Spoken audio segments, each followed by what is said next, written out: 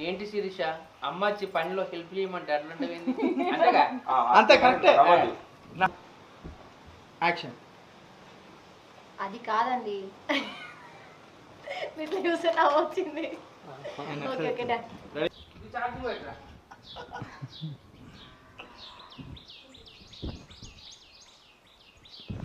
బట్టలు పిండుతున్నావా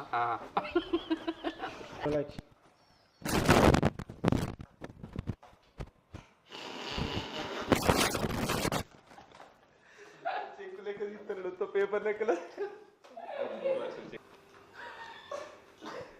నీకు కూడా ఏం చెప్పురా పోతా నీ వల్ల